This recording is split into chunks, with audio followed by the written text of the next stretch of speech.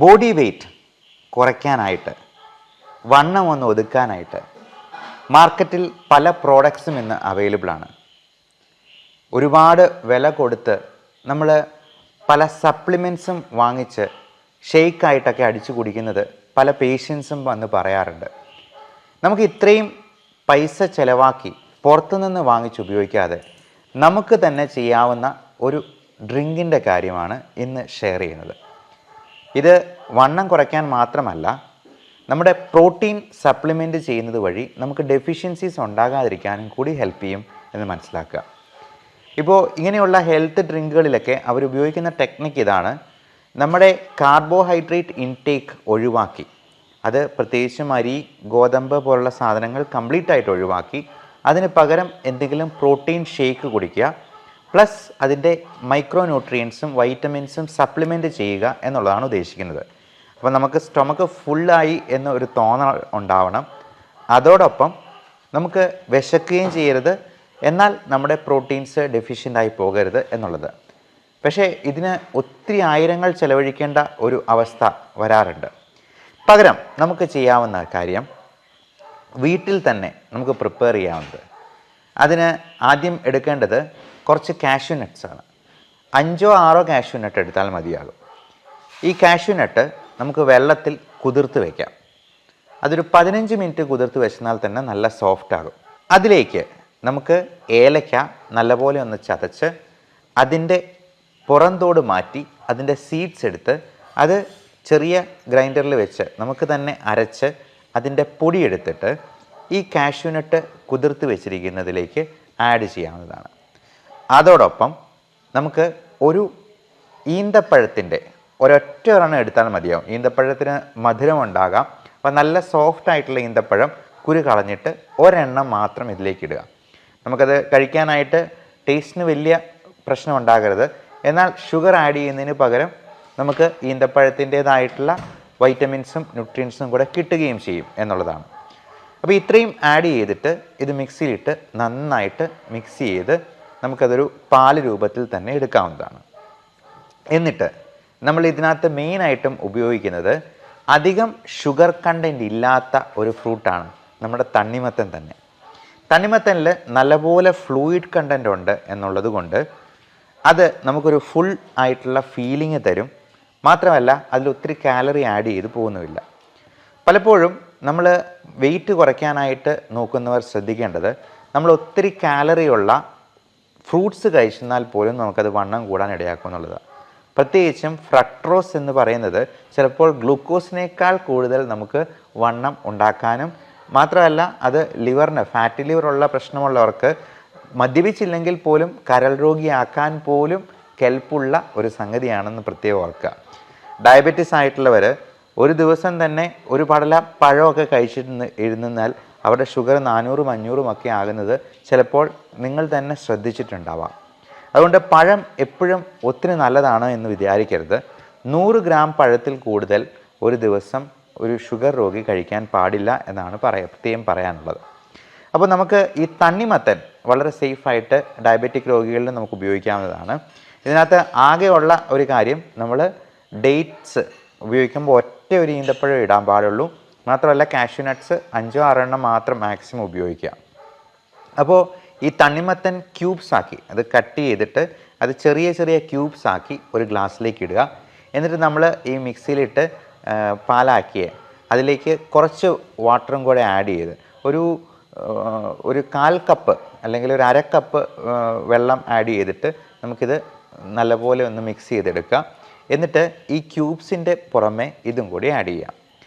നമുക്ക് ഇതിന് ഫ്ലേവർ കിട്ടാനായിട്ട് ഇതിൻ്റെ കൂടെ ഈ മിക്സിയിൽ ഇട്ട് ചെയ്യുമ്പോഴത്തേക്കും ഇതിന് കസ്കസും കൂടി ആഡ് ചെയ്യുന്നതിന് കുഴപ്പമില്ല.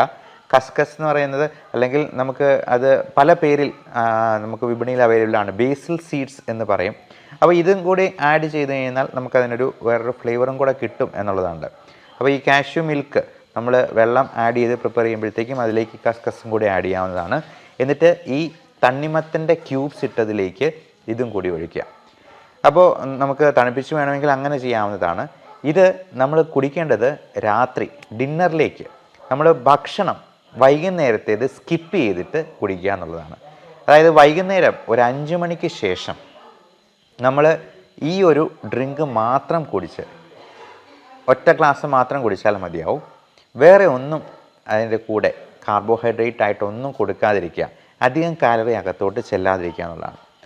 എന്നിട്ട് നമുക്ക് ഇൻ്റർമിറ്റൻറ്റ് ഫാസ്റ്റിംഗ് എന്ന ഒരു പ്രൊസീജിയറാണ് വണ്ണം കുറയ്ക്കാനായിട്ട് ഏറ്റവും അത്യാവശ്യമായിട്ട് ചെയ്യേണ്ടത്. ഞാൻ നേരത്തെ പറഞ്ഞ പോലെ തണ്ണിമത്തൻ്റെ ഐസ് ക്യൂബ്സ് ഇട്ടു, നമ്മൾ ഈ കാഷ്യൂ മിൽക്ക് ഒഴിച്ചു. അതിനെ ടോപ്പ് ചെയ്യാനായിട്ട് വേണമെങ്കിൽ നമുക്ക് തണ്ണിമത്തൻ്റെ ക്യൂബ്സ് കുറച്ചുകൂടി ഇടാം. അത് നല്ല കളർഫുള്ളായിട്ടിരിക്കും, നമുക്ക് നല്ല ഫുള്ളായിട്ടുള്ളൊരു ഫീലിംഗ് ഉണ്ടാകും. നല്ല വലിയ ഗ്ലാസ്സിൽ നമ്മളതെടുത്ത് കഴിച്ച് കഴിയുമ്പോഴത്തേക്കും തന്നെ വയറ് ഫുള്ളാകും. എന്നിട്ട് നമ്മൾ അതിന് ശേഷം 0 കാലറി ഡയറ്റായിരിക്കും. വെള്ളം കുടിക്കാം, എത്ര വേണമെങ്കിലും വെള്ളം കുടിക്കാം. മധുരമുള്ള ഒരു സംഗതി പോലും അതിനുശേഷം കഴിക്കാൻ പാടില്ല. കാർബോഹൈഡ്രേറ്റും ഒഴിവാക്കുക. നമ്മൾ ഇൻ്റർമിറ്റൻറ്റ് ഫാസ്റ്റിംഗ് എന്ന് പറയുന്നത് 16 മണിക്കൂറാണ്. അപ്പോൾ അത് പട്ടിണിയല്ല.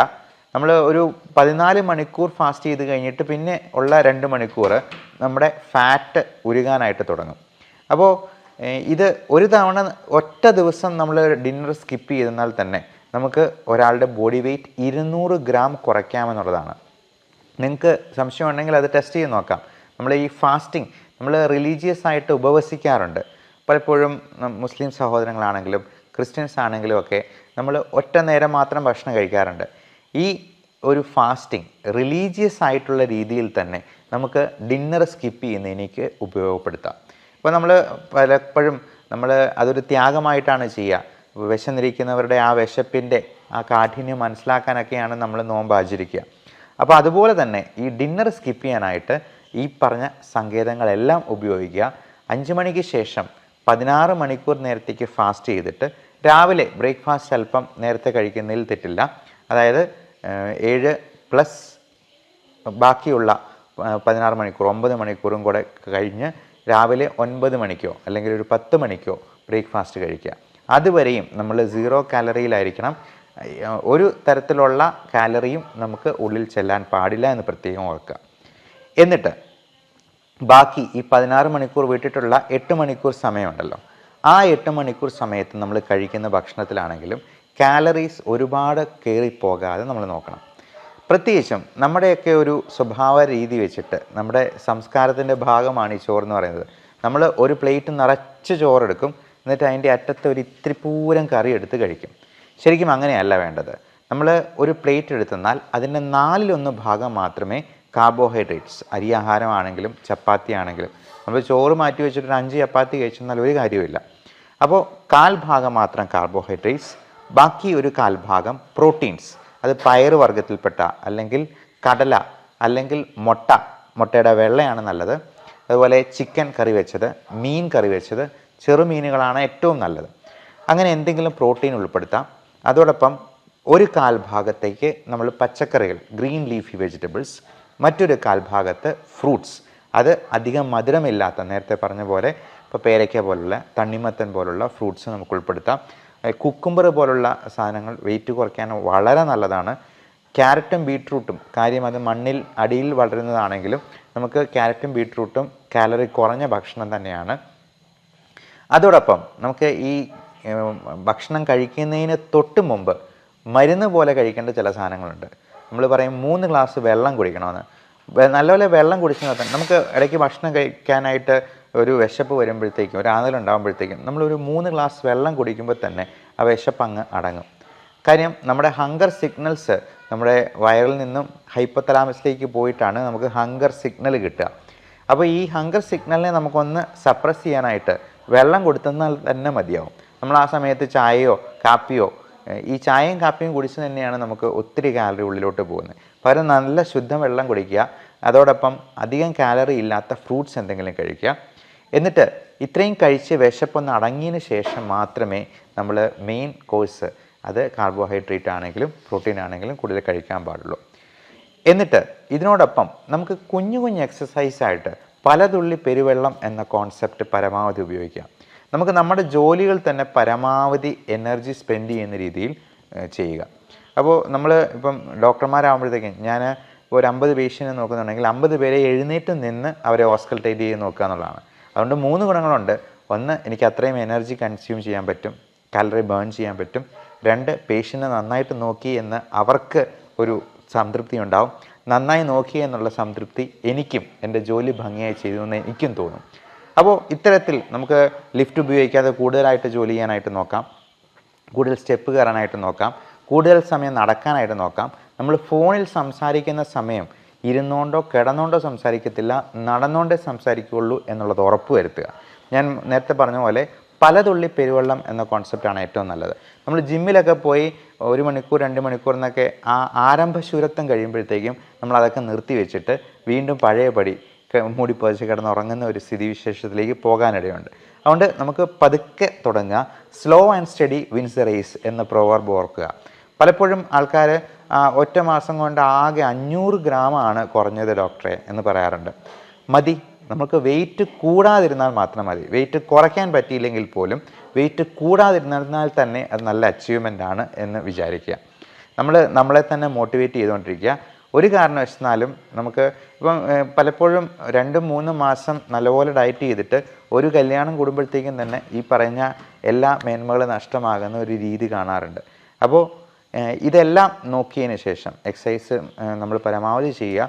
ഇതിൽ നമ്മൾ എക്സസൈസ് ചെയ്യുമ്പോൾ തന്നെ അതിനകത്ത് 3 കമ്പണൻസ് ഉണ്ടാവണം. ഈ നടപ്പ് എന്ന് പറയുന്നത് ഒരു വ്യായാമമായിട്ട് പോലും കൂട്ടാൻ പറ്റില്ല, അതൊരു മോഡറേറ്റ് ലെവൽ ഓഫ് ആക്ടിവിറ്റി എന്ന് പറയാൻ പറ്റുള്ളൂ. അപ്പം നമ്മൾ എക്സസൈസിൽ 3 കമ്പോണൻസ്, ഒന്ന് അതിൽ എയ്റോബിക് ഫാക്ടർ ഉണ്ടാവണം, അതായത് നമ്മുടെ ഹാർട്ട് റേറ്റ് 140 മുകളിലേക്ക് ഇൻക്രീസ് ചെയ്യുന്നത്.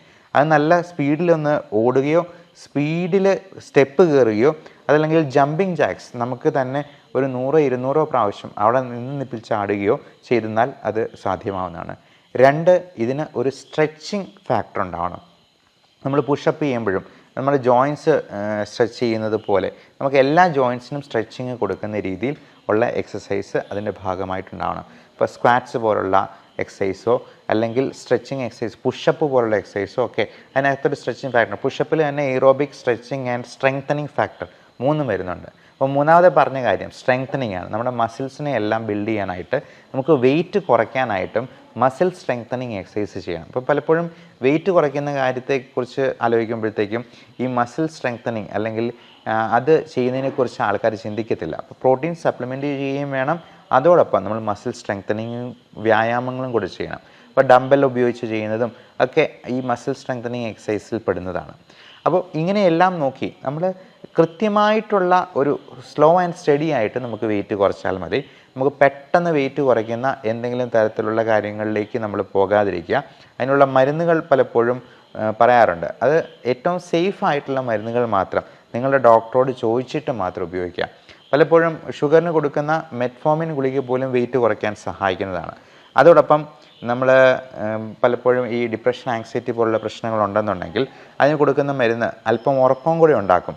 അപ്പോൾ നമ്മൾ ഒരു കാര്യം പ്രത്യേകം ശ്രദ്ധിക്കേണ്ടത്, നമ്മൾ രാത്രി എത്ര വൈകി ഉറങ്ങാൻ കിടക്കുന്നോ അത്രയും നമ്മൾ അടുക്കളയിൽ കയറി എന്തെങ്കിലും കഴിക്കാനുള്ള ടെൻഡൻസി വളരെ കൂടുതലാണ്. അത് മിക്കവാറും മധുരപലഹാരങ്ങളോ കാലറി കൂടി എന്തെങ്കിലും ആയിരിക്കാൻ ചാൻസ് ഉണ്ട്. അതുകൊണ്ട് എത്രയും നേരത്തെ കിടന്നുറങ്ങുക. ഒരു 8 മണി 9 മണി ആകുമ്പോഴത്തേക്കും കിടന്നുറങ്ങിയെന്നാലും ഒരു കുഴപ്പമില്ല. അതിന് നേരത്തെ കിടന്നുറങ്ങാനായിട്ട് ആ രീതിയിൽ മരുന്നുകൾ നമുക്ക് മോഡിഫൈ ചെയ്യാവുന്നതാണ്. അതോടൊപ്പം ഈ വെയിറ്റ് കുറയ്ക്കാനുള്ള വളരെ നല്ല മരുന്ന് ഇപ്പം മോഡേൺ മെഡിസിനിൽ തന്നെയുണ്ട്. അത് പലതരത്തിൽ ആക്ട് ചെയ്യുന്നതുണ്ട്. നമ്മുടെ ഫൈബർ കണ്ടൻറ്റ് കൂട്ടുന്ന രീതിയിലുള്ള ആൽഫ സൈക്ലോഡെക്സ്ട്രിൻ എന്ന് പറയുന്ന മരുന്നുകളുണ്ട്. അതുപോലെ നമ്മുടെ ഫാറ്റ് അത് അബ്സോർബ് ചെയ്ത് പോകാതെ ഇൻറ്റസ്റ്റിനിലൂടെ അത് മലത്തിൻ്റെ കൂടെ തന്നെ പോകുന്ന രീതിയിലുള്ള ഫാറ്റ് കില്ലിംഗ് ആയിട്ടുള്ള മെഡിസിൻസ് ഉണ്ട്. അപ്പോൾ ഇത്തരത്തിലുള്ള കാര്യങ്ങളെക്കുറിച്ച് നിങ്ങളുടെ ഡോക്ടറോട് ചോദിച്ച് മനസ്സിലാക്കുക. അത്യാവശ്യമെങ്കിൽ അങ്ങനെയുള്ള കാര്യങ്ങൾ നോക്കുക. അപ്പോൾ വെയിറ്റ് കുറയ്ക്കുക എന്ന് പറയുന്നത് പല അസുഖങ്ങൾക്കും ഒരു ഒറ്റമൂലിയായിട്ട് കണക്ക് കൂട്ടാം. Diabetes, hyper tension, cholesterol, fatty liver എന്ന് വേണ്ട മുട്ടുവേദന, കാലുവേദന പോലുള്ള പ്രശ്നങ്ങൾക്ക് പോലും അതൊരു നല്ല പ്രതിവിധിയാണ്. അത് ഏറ്റവും ഭംഗിയായിട്ട് ചെയ്യാനും അത് വളരെ പതുക്കെയാണെങ്കിലും സ്ലോ ആയിട്ടാണെങ്കിലും അതിന് റിസൾട്ട് കിട്ടുമോ എന്നുള്ളത് നോക്കുക. കാരണം വെയിറ്റ് കുറയ്ക്കേണ്ടത് വളരെ വളരെ അത്യാവശ്യമാണ് ഇന്നത്തെ ഈ ജീവിതശൈലി രോഗങ്ങളുടെ കാലത്ത്. Thank you.